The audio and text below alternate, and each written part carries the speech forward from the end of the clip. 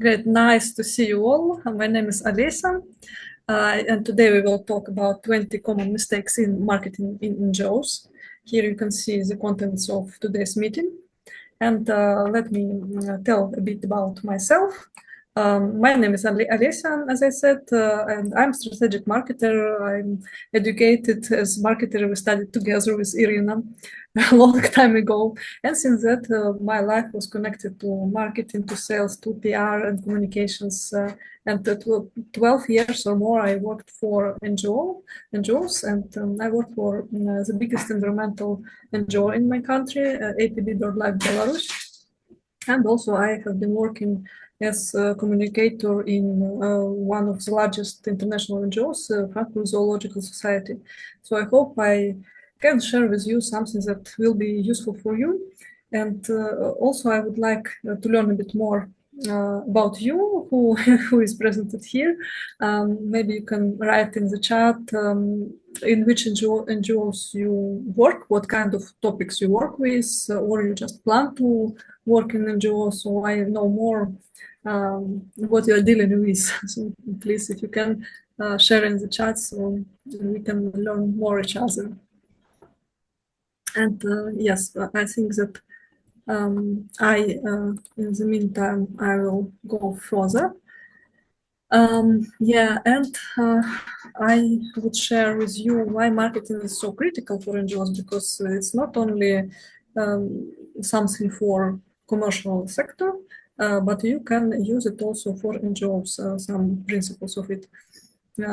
It will help you to follow your mission, kind of to build strategy for this, so you are not like chaotically moving. Yes, you just follow your line in order to achieve your aims.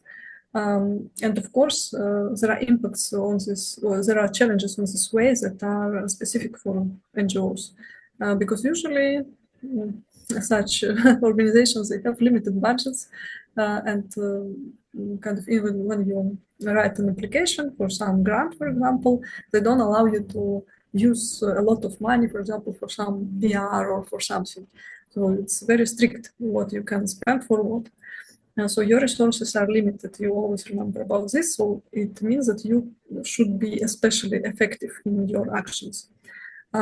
Also, you can have some difficulties in approaching your donors, stakeholders, those who supposed to give you money, but for some reason doesn't want. So you should know how to build these relationships. And of course, it's you can name it competition. I wouldn't generally say that it's like competition, but it's some obstacles because of many different NGOs, especially in EU. There are many, and many of them they do something similar, and you need to find your people, kind of. So you become not like competitors, but you can become collaborators, for example, and work together on some issues. But every organization has its own speciality, let's say, because there are enough problems for each NGO, I believe. But important is to find your own zone for each organization. Yeah, so today we will try to identify and address the most common marketing mistakes to save your resources and to make the result bigger and better. Let me see if you wrote something in the chat. Oh, I closed my demonstration. Let me see. Let me see. So Victoria Kulturbaka, representing culture sector. We organize free events for Liepaja and South Kurzeme regional residents, especially youth, families, music project concerts. So some cultural organization, interesting. Social enterprise project that wants to provide affordable modular housing units customized for people with disabilities. Interesting. I'm also involved in helping to create informational and networking events for local businesses in a volunteer capacity. Great. Thank you. So let me again share the presentation because it's good. So we can go through now 20 main mistakes in marketing for NGOs that kind of I met on my practice as well. The first one is very common, especially when you just start your NGO. When it's new, you don't have a clear marketing plan, because usually also people who work there, they usually they don't know a lot about this marketing. They are from other fields. For example, cultural NGOs, they are more about culture, something, so they know these things. Some, for example, environmental NGO, we had many ornithologists, biologists there, but in the beginning we didn't have some marketers there, of course. So, but it's important for everybody, especially for management of this organization, and for those who will lead this social media, for example, or create the site, it's important to learn the basics of marketing, at least. So when you will have at least one-page plan, it will help you from the beginning to know your aim, know your steps towards this aim, and test them and check and register if you go the correct way or not, if you have to change something, so you don't do the same mistakes later. So if you don't have any marketing plan, you should develop, like write one page, how you see it, research a bit in the internet how to do it, some very simple basic thing. Write there your key activities, tasks, what you will do, how you will check the result, how you understand that you are effective. Write some metrics. Yes, and start going according to this plan, not randomly, but stick to this plan and correct it on the way if it's needed. Next, please. Yes. The second mistake, previous please, is not understanding your target audience. It's a common mistake, not only for NGOs, for commercial companies also many times. They don't understand for whom they work. And it's like they work for one audience, but they make content for some totally different audience. For example, like you might have your Instagram, but you write there in a way, in a very official way, for example, like you write to your donors, for example. You post only reports there, what you have done. But people who want to join your activities, for example, they don't see any possibilities how to join these activities. They only read some statements, we have done this and that. And it's not interesting for them. You don't catch their attention by this. They don't stay with you. And donors, they are not sitting in Instagram. They are not like following you. They prefer that you write them an email, for example. So you should research a bit your audience. And it's not like to research audience, it doesn't mean that you sit down and kind of brainstorm or think, what is my audience, perhaps? It's women like 20 up to 30, I don't know, without kids, and that's all. And then you don't know what to do with this information. So the normal research is kind of you try to understand for whom you work, for whom is your product, let's say, for whom you make these events, all these events that you make. Then if you have already some real audience that you have worked already with them, ask them some questions. What is important for them to take decision, for example, to start working with you? How they will decide that they will work with you, and what could stop them from working with you? Maybe they have some fears or doubts. What specific needs they have? Because you might not even know, and you might not guess that they have some more needs except of what you suggest, and you could make your proposal better for them to help more these people. So it's very important to research, and not only once, but regularly. Now and then you research your audience, and if it's rather wide, you can divide it in segments, in some groups that are different between themselves according to what they are afraid of, how they take decisions about your product. So this is a big topic that is necessary to research if you want to have good results. Please, next one. Yeah, ineffective social media presence. It goes with this example that already I have said. For example, this that you post some totally irrelevant information that is not interesting for your audience that we have researched already. So, and then it doesn't go together. You post just for posts, just content for content, not for people. And then you spend time, you spend efforts, but it doesn't work. So check your social media with critic eyes. You can show them as well to someone from your audience, so they can say, is it clear for them or not what you do? Is it interesting for them or not? So people should understand when they come to their page, it should be clear for them why to follow you, why to read your posts. Try to see it with their eyes and think if it's really helpful for them, is it interesting, or it's just like for a tick you made this post. Next, please. Yeah. Ignoring data and metrics. Of course, in the beginning, it seems like, oh, what data I have? It's like we are so small. Well, it's kind of what to write down. But for me, for example, personally, I start my own project now, and it's rather new. And it was like in the beginning, like the first year, it was so slow. It was no movement.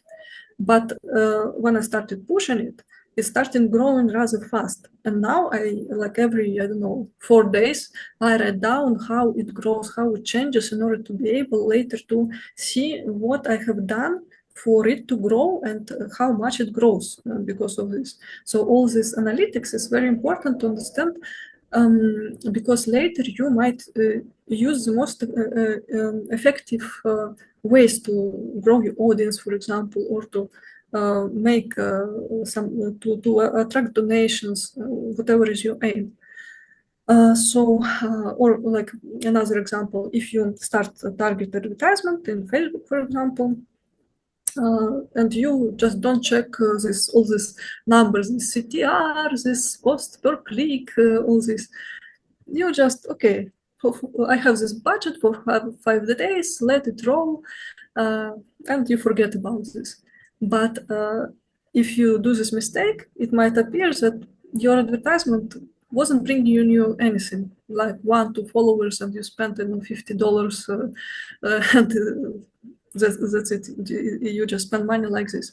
But if you check every now and then, regularly, you check how it goes, you might see that it's not effective and stop it and correct it and start another one, and it will be more effective. So numbers are important even on small scale because, as we remember, the budget is limited.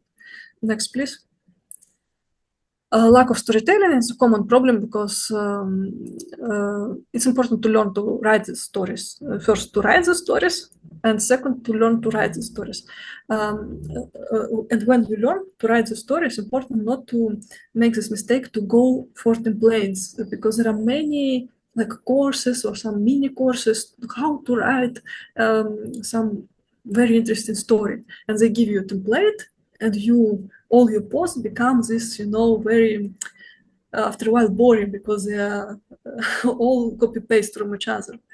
The best way is to write as you speak, like you tell to your friends some story, some real story. For example, you had some meeting, you had some interesting discussion, something that I'm sure your events are not boring. If you are involved in NGOs and you do all this with your heart, they are not boring. You are interested in what you do. So share what you feel and think, what people ask some people there who gathered, why they are there, like what led them there. You might hear some very interesting stories from their lives, and combine all this like you share it with your friend in cafe, and then make of it a text for someone for whom it's easier to speak rather than to write.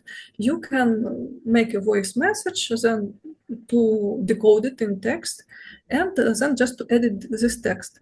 And how to edit, how it's better to structure it. You can find a lot of information on these mini courses in internet. You can try. It's all practice. So you just with practice, you learn to write, like to structure it nicely as text. Important is to start from the beginning with something interesting, catchy, something maybe intriguing, so people notice it, and then they little by little become interested in the story itself, and they stay there and read. Next, please.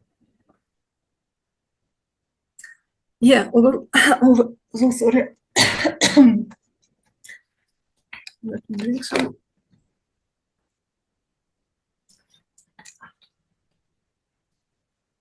Nice. So, overloading with information. Yeah, don't try to place everything in one little post. Like, for example, the organization where I was working, it was really the biggest, the biggest in Belarus, and we had so many projects. We had so many things to share, and our site was really confusing because we didn't know how to make it well structured because we need this, we need that, we need to bring volunteers, we need to bring members, we need donations, we need to share about these projects, we need to educate people. So many things. Very different projects about some species that there are several, about some ecosystems also several, about volunteering also several.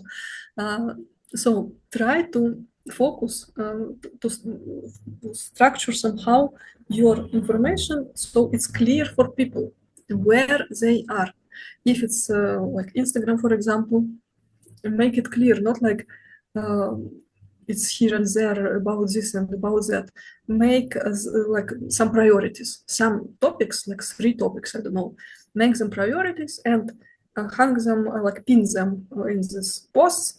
Use these highlights that are like folders above these circles. Use only the important information, really actual information using these highlights. And be like minimal. So one post, one message, one highlight, one topic, one story, one short message. And this storytelling in stories also unfolded one by one sentence, the next one, and then it brings you to the conclusion. So with small doses, you can tell a lot, much more. If you bring everything in one post, please buy our, I don't know, t-shirts with our logo, donate. And by the way, we have some volunteer camp, please participate. And don't forget to share the post. It will be too much. Only one message, one what you ask people to do, one action point for one post. Next, please. Yes, an optimized website. Yes, if it's slow, if it's not clear where to click, where you hid your donation button. You want them to donate you, but you don't say them how to do it. Yeah, then of course it will be very frustrating for people, especially if they, for example, search some information in internet. You have great SEO, for example, great that robots bring your site up. You have a lot of articles, so the robots show your site in top positions, but people go there and they can't wait long. They see that it looks like it doesn't work, so and they leave. It's not good, of course, for you. So please, with your programmers, developers, keep an eye that your site works well, and also that it's clear for people. Use this Google Analytics, check how people see your site, and I think nowadays it's necessary to have mobile version as well, because most of people they will check sites from mobiles. So don't forget about this as well. Next, please. So neglecting email marketing. I love this tool.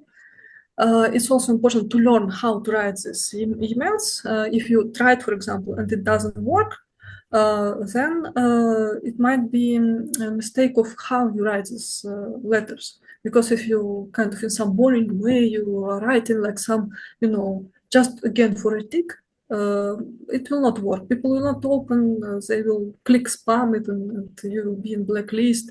Why to do it? If you do it, make sure that you have resources to do it in terms of people who will be engaged in this. So it's really, you need to spend some time to write a nice email with nice visualization, with short paragraphs, but very clear. Again, not many calls to actions. So please also learn information. There is a lot of information in internet about how to do it, and go on. It's a very great tool. A lack of collaboration. Yes, when you stay alone, enclosed, you think that you are so weak, you can't do many things, so you become grumpy after a while. But with collaborations, you can do a lot of interesting things. And it's great because you can just sit with your little team, be creative, to brainstorm a bit, and find ideas to whom to suggest what. Of course, not all will agree to participate with you, but maybe you already have some, good contacts, and you can have some ideas with whom to collaborate. I will tell you about. Two cases, for example, for Franklin Zoological Society, we had a great collaboration with We Move Europe organizations that they are dealing with petitions, and with Avaz. Maybe you heard, it's also big organization for petitions. And due to this great collaboration, we gathered 140,000 signatures under our petition, and it made change. It's a very serious, important deal about the E40 waterway. It's about some awful construction on many rivers, or on several rivers. It's one example. So you can collaborate with other NGOs that are bigger, stronger than you, that they are more powerful. And they have experience in communications, for example, you don't have, but they have many followers, subscribers, and so on. And through them, they might learn also about you.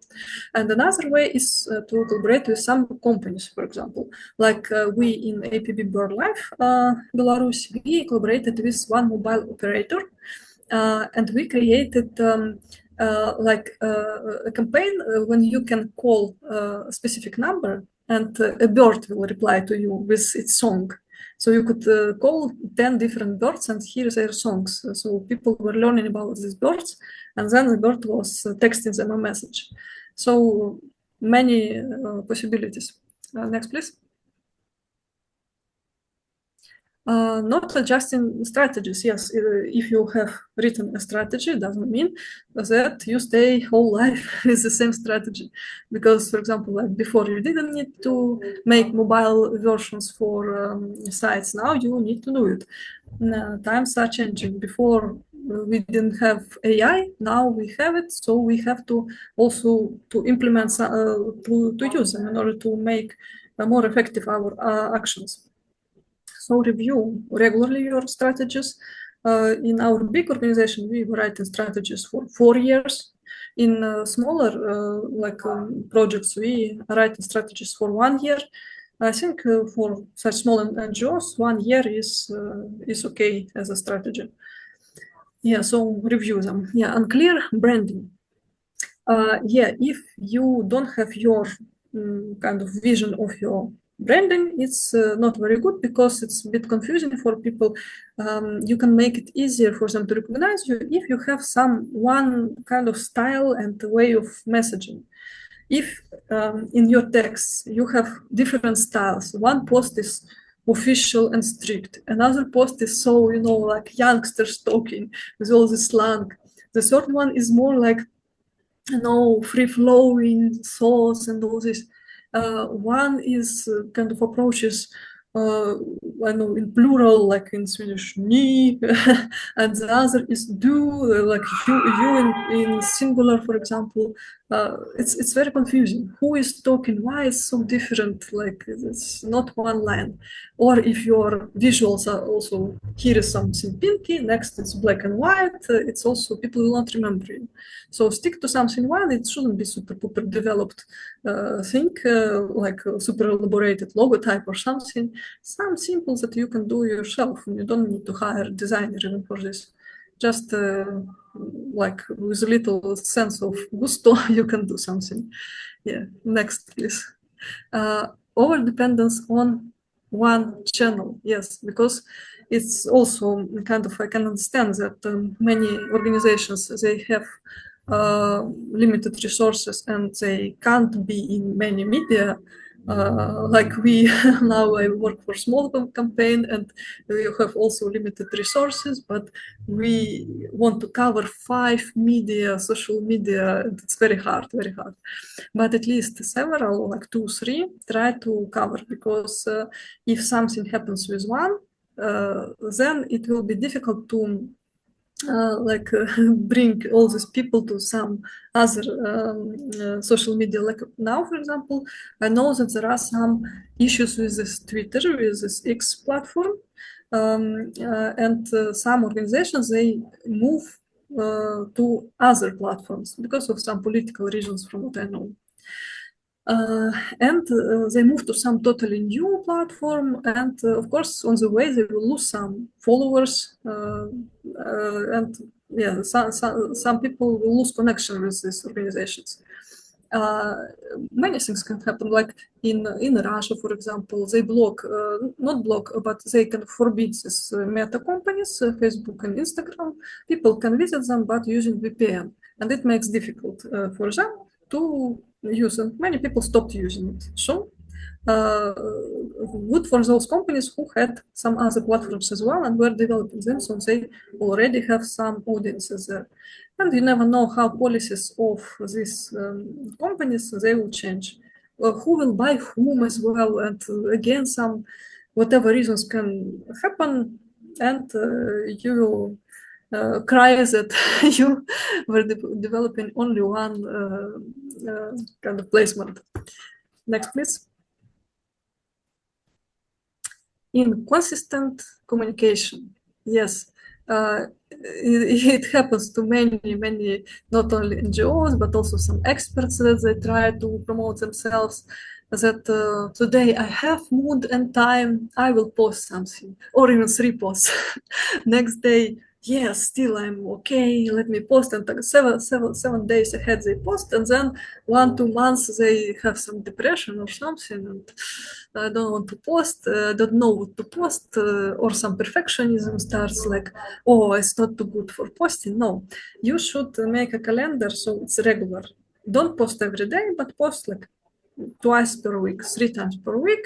Write some topics, what you will post about, some ideas, and not only topic, better as it comes to your mind. For example, spend some time, sit down and try to make a content for whole months or for 2 weeks, for example. Write down topics and approximate scenarios, so it's easier for you later to unfold it in text. Yeah, and it's better, of course, if you try to prepare several posts at one go, because it will help you when you really will not have strength or mood to do it. Next, please. Underestimating donor appreciation. Yes, many times we remember to thank donor only when it's time to give him report, but really it's better to have some contact with him now and then, or with her, to send some messages when it's appropriate, with some results that you have under the way. So if you achieved something interesting that you could share with the donor, better to share it also on the way, so you show him or her that you are really interested in your project and it's not for a tick you do it. And also it's good to have some personal approach to this person or to this person who is responsible to talk to you in this organization.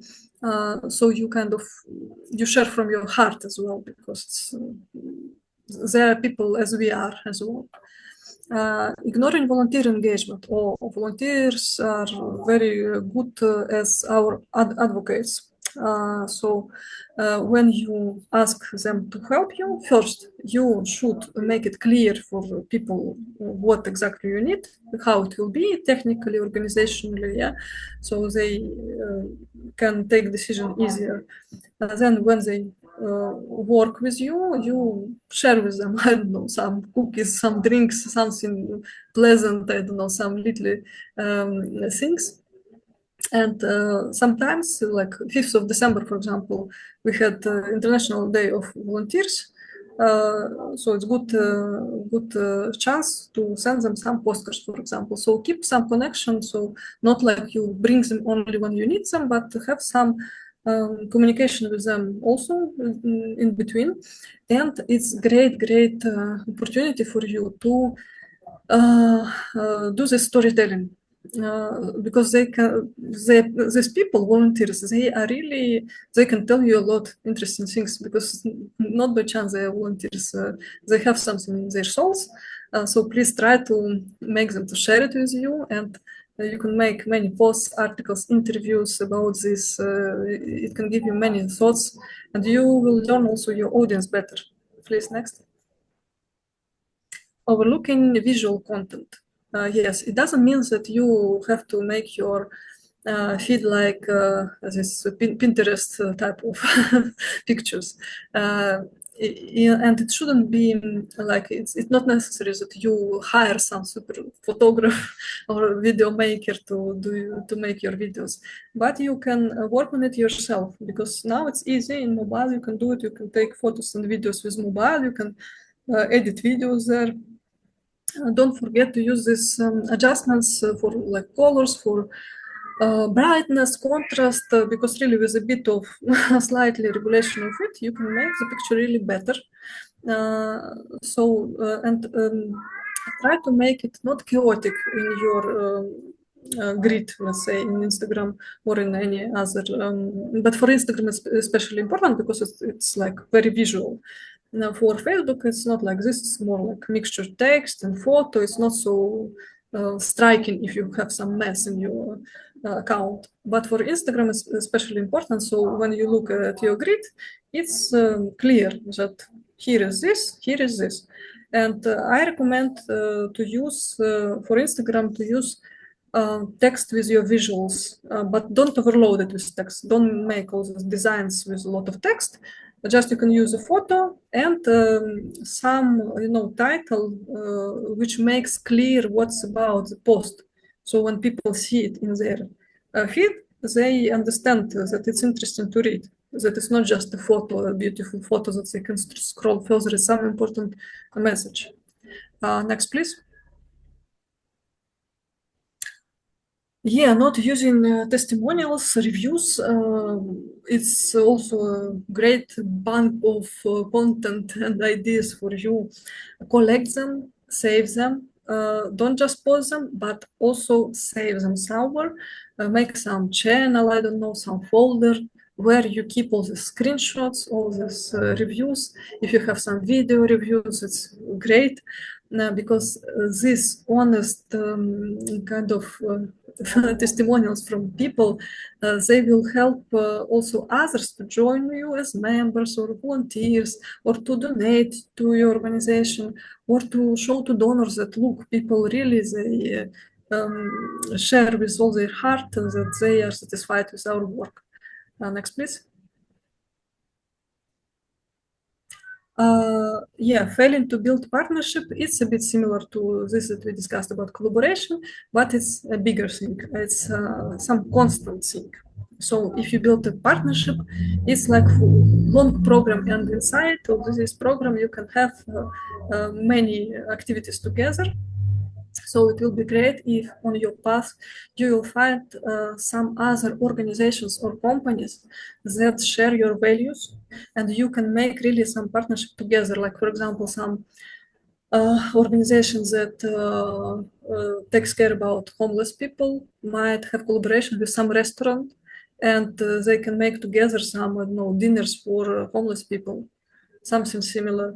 So think around like what companies or what other organizations, good if they are rather well known, because it will help you, who shares your values and would be able to help the same audience that you have. Next, please. Overlooking internal communication, yeah, some NGOs, I know that they start working, they discuss some things in the beginning, but later they leave it like one does one thing and the other does another thing. And then they don't know who actually does what, and they lose each other. But it's better to have regular meetings. Like it depends on the scale of your project. Like in Frankfurt Zoological Society, we meet every month in Teams, Microsoft Teams, and we discussed current agenda. In a smaller organization, we meet every week, And because the flow is rather fast, so we discuss who does what is important to do right now. So these meetings, it depends how long they can take. It depends how many tasks you have, how many people you have. It can take like half an hour. It can take normally 1 hour, but if you have really many tasks and you have many people, it can take 2-3 hours as well.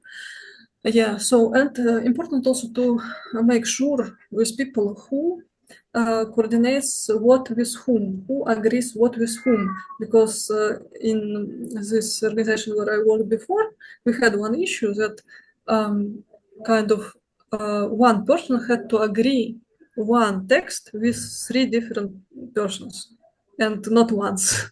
So it's rather, it makes it slower, more complicated, and it's very time consuming. And next, please. Berta, my cat is meowing. It's hungry, I guess.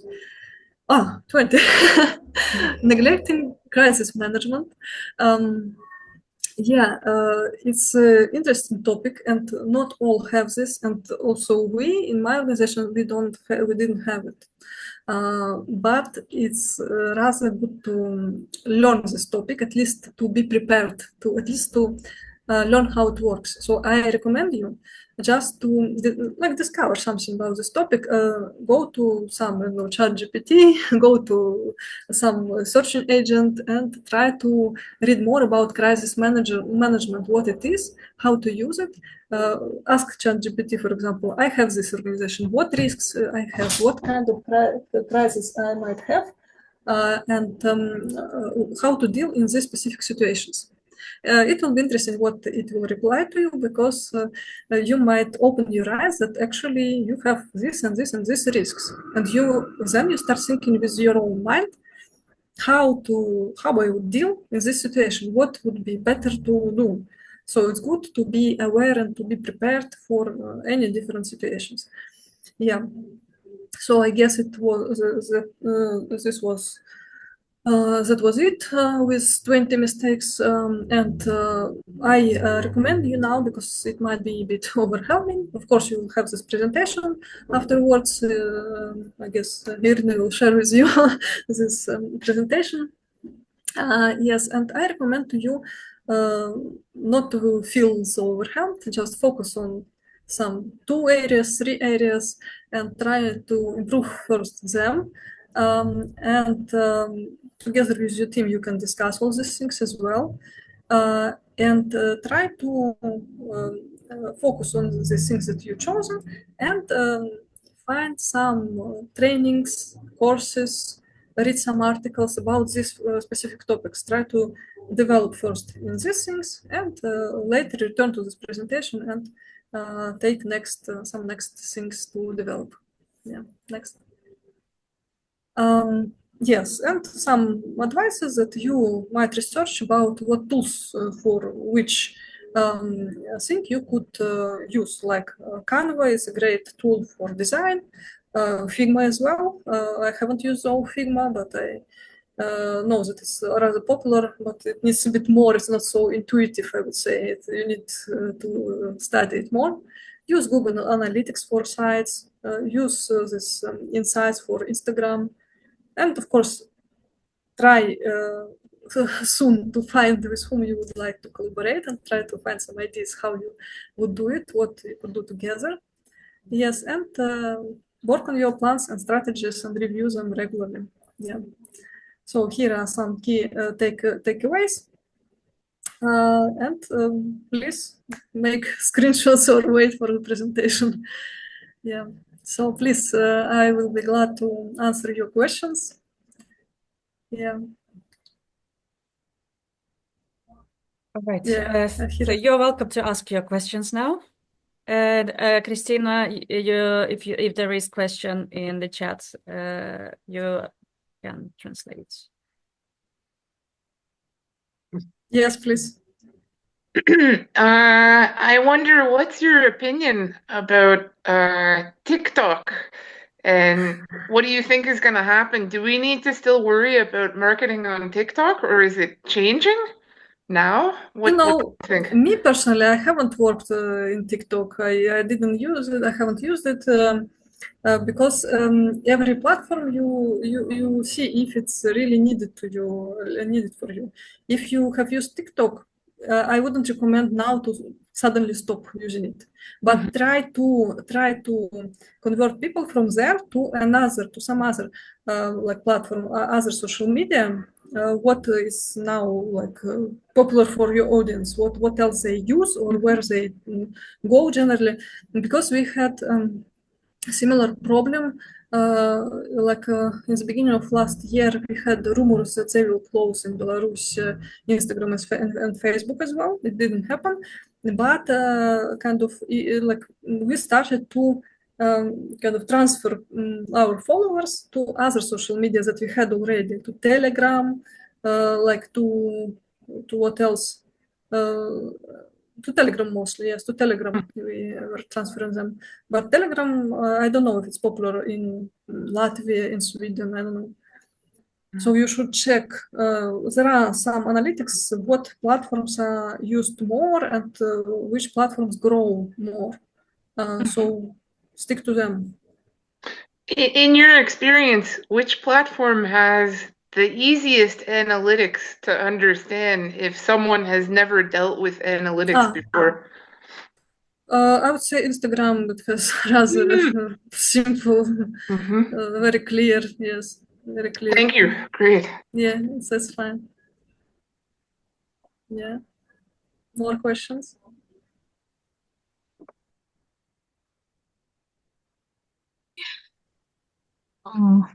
Man bija ļoti noderīgi, jo ir jauna organizācija. Mēs pat izdomājuši esam jau savai neformālai grupai nosaukumu un gatavojamies projektu iesniegt. Tā kā milzīgs paldies par šo informāciju. Es ar jauniešiem nodošu savējiem. Tiešām gandarīta, ka paspēju tikt uz nodarbību. Paldies! Anita was saying that it was super valuable information and they will use it with young people, so she will forward it to young people. I'm very glad starting to hear. A new project, yes. Thank you very much. Anita, šis vēl nav beigas, jā? Tūlīt būs vēl otrā prezentācija īsa. I said that there will be one more small presentation, not to go away. Yeah. Es nepazudīšu. Yeah. All right. I suppose I can... If there are there any more questions to Alessia? Not at the moment, but thank you very much. Yeah, if you want to ask something more, you can always approach me via contacts that you have in the presentation. I'm in Instagram and also via email you can write to me, so you are welcome. Thank you. So I do not have any PowerPoint. I just have some notes beside me. And so my name is Irina. I'm a founder of this NGO, Ideell Marknadsföring i Sverige, which is translated like as nonprofit marketing in Sweden. And so basically since moving to Sweden in 2015, I have been almost only in nonprofit sector as an employee, volunteer, member, board member, chairperson, like in many possible roles, and I have background in marketing also, as Alessia said.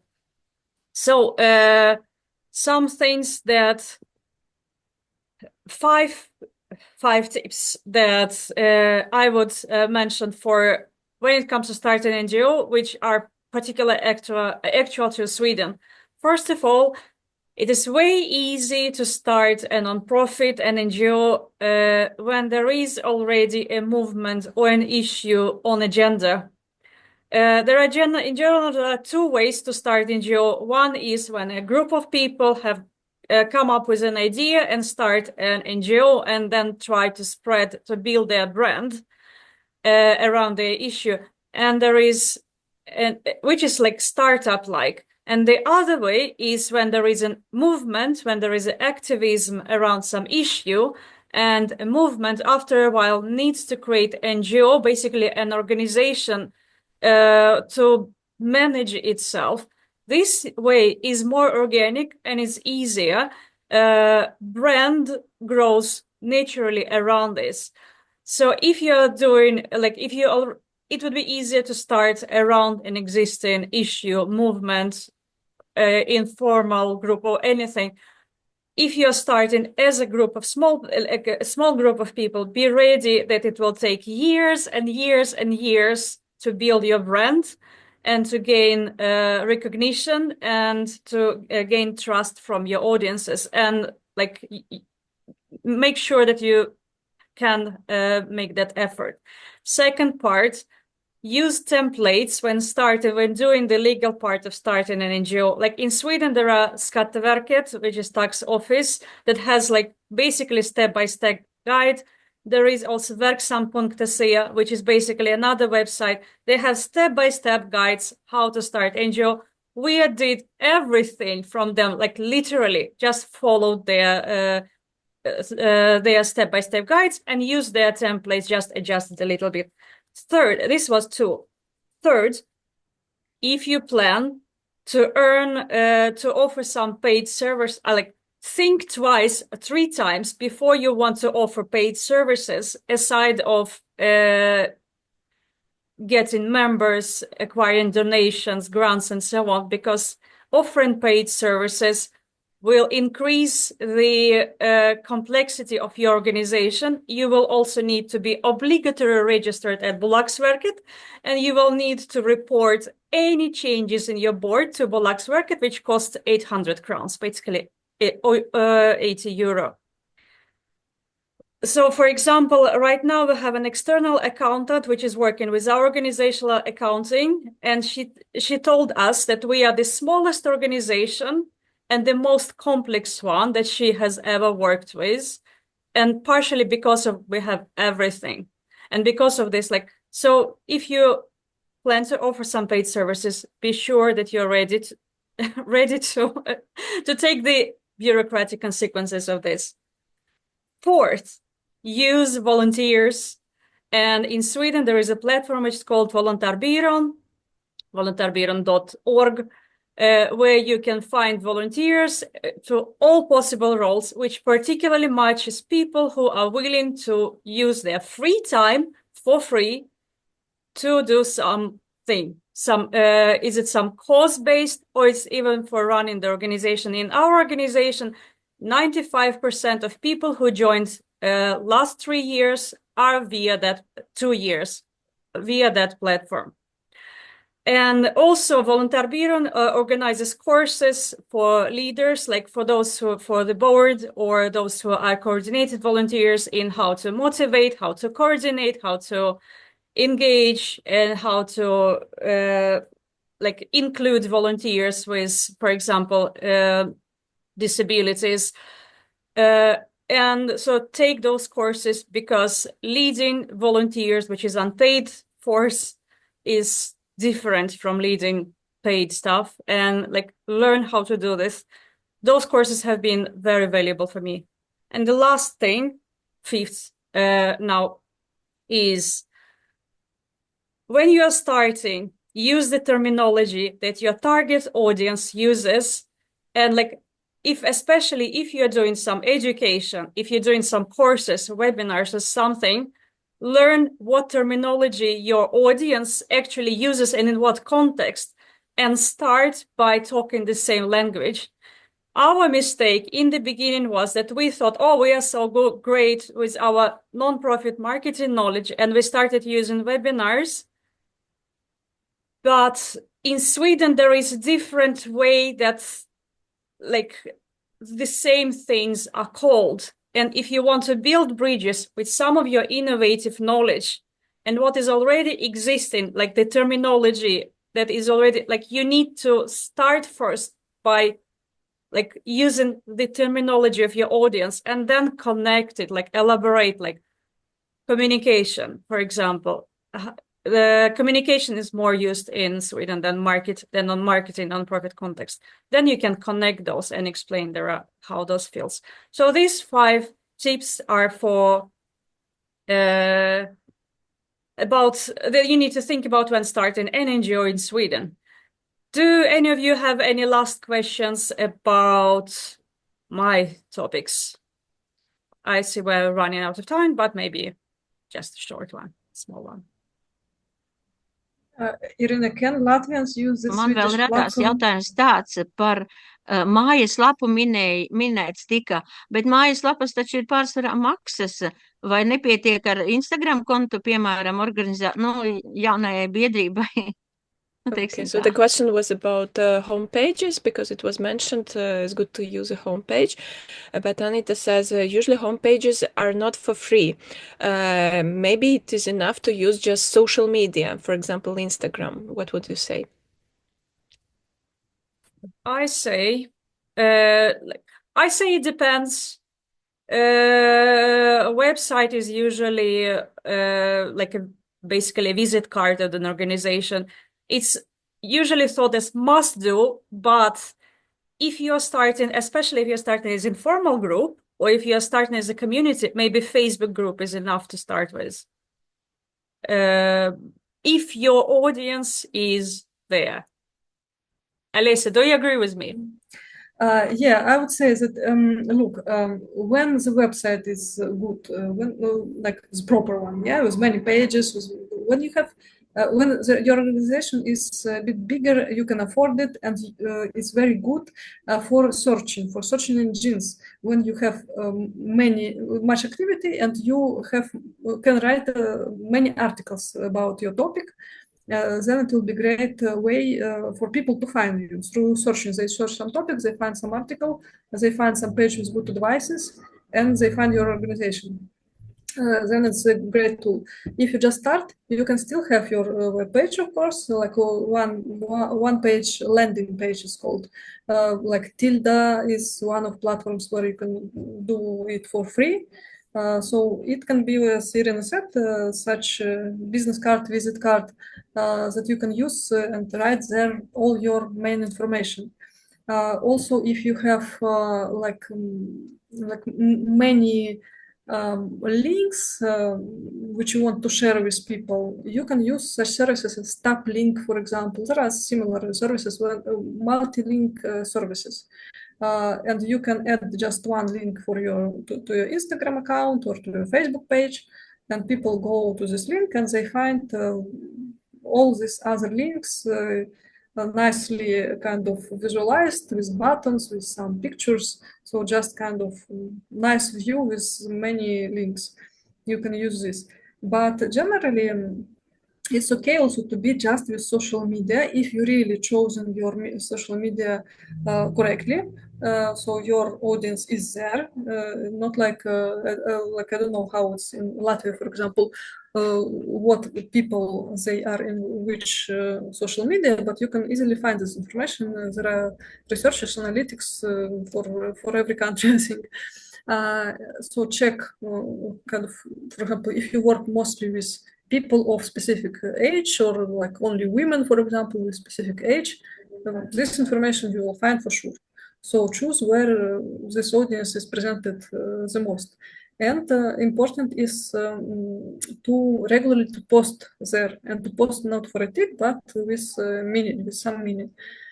Yeah, if you don't post regularly, you will need to use Target. But as I understand, you don't have budget for it yet. So start with social media with regular posting and to create a landing page. This is what for this stage I could recommend you. Alessia had a question she was starting to ask you, Irina. Alessia, did you ask something about Latvian, Swedish? Yeah. I wanted to ask if Latvians can use this volunteers platform in Sweden also, like because I guess many would like also to help internationally, so maybe they can use as well. This is the good question. I suppose only, unfortunately, I checked this. Unfortunately, the platform itself is in Swedish, even though it allows to publish the English-speaking vacancies, like volunteer vacancies. So technically, the easiest way would be to collaborate with someone who has English, Swedish language knowledge to be able to register there. Then you usually will need to have you will have some kind of contact person, and with that person you can explain, like, we're looking for volunteers for this, if it is possible.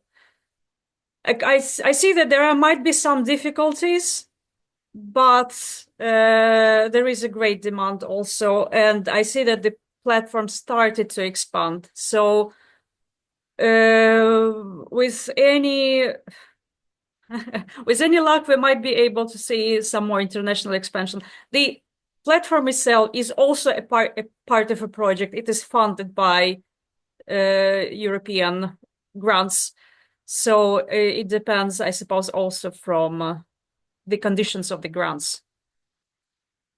But check, maybe there are similar platforms in Latvia too. I don't know, like I discovered that I found myself about Voluntarbyrån for just 2 years ago by pure chance. I discovered that the platform has existed for 20 years. It might be there's something similar that just didn't have enough maybe skills or budget to promote themselves. Also, great advice, Irina helped me to formulate now. Look, now you were asking some questions like, is it possible to make a site? It costs, right? When you have some questions, make a good habit to ask search engine, ChatGPT, doesn't matter. Try to research. When I'm sure now, if you type in some search engine how to create a free web page, it will advise you, it will show you many options, not only this that I sent to you. It's a very popular platform here in Belarus. Many use this two platforms, for example, but there are really many, and you will find like in your language, in Latvian, for example, you will find something, I'm sure. So when you have some question, write it down or immediately do some research, and you will be amazed how many possibilities you have. It's better rather than to stay and kind of torture yourself with this question and thinking that it's not possible. Many things are possible if you try to find the ways, and many times it's easier than you might think. All right. Thank you so much for everyone for taking part, even those who needed to leave a bit early. Well, like basically we are running out of time. And this was, as I said, this was the first webinar from a series of 4. There will be 3 more. 3 more.